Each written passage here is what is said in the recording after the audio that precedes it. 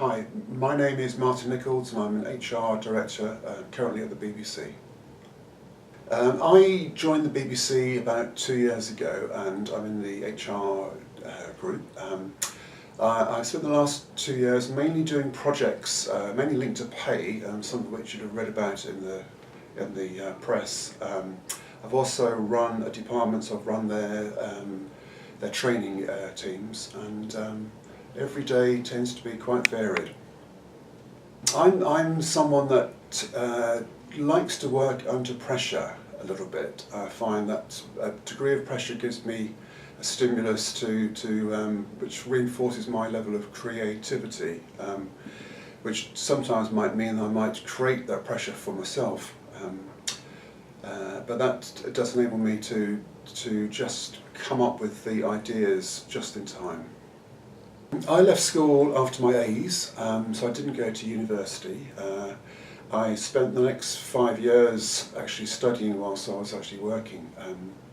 So first of all, I retook some A's, and then I did HNC in business studies, and then went on to do my HR professional course, which involved economics and sociology and psychology. And the reason I chose that route is I was interested in sort of people. I wanted a job where I was working with a team. I've always been quite interested in how companies work and how they bring things to sort of market. And part of that was also about everyone seems to have a different sort of level of motivation or things that motivate them. And I was interested to do more work around what makes people tick.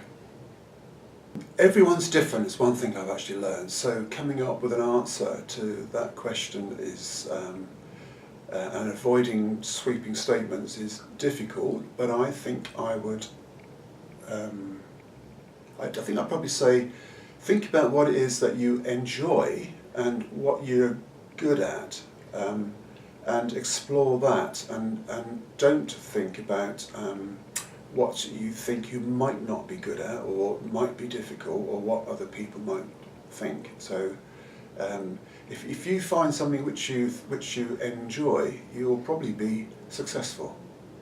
And I think having a stammer is completely irrelevant for most people, because what I've learnt over my 40-year-old past is that actually it's not whether you've got a stammer or whether you haven't, it's what can you do. So if you're good at your job and you can achieve, people would recognise you for that, and everything else is really just doesn't come into it. I've worked for about probably 8 or 9 or maybe 10 different firms, most of them quite well-known blue chip firms, usually in their corporate offices, running some projects. And I have to say that in all that time, I can't think of any example where my employer or my boss or my colleagues have been a problem for me or have commented on it, or it's just been never been sort of mentioned. I would think he would be surprised that I've done all the things I have done. Not so much because of the stammer, but because of where I've come from. So I grew up in a small town, and I'm quite amazed that I've done so much and met so many people. I don't think it's the stammer that's held me back, it's my perception of how I think other people viewed it. And as I said, I think it took me quite a while to recognise that actually it doesn't matter. When I was at school, I was probably the sort of person that would avoid the rota for the morning assembly Bible reading. I wasn't the first person to stick up my hand in class. And in my early years at work, I probably wouldn't have been the first person to talk in a business meeting.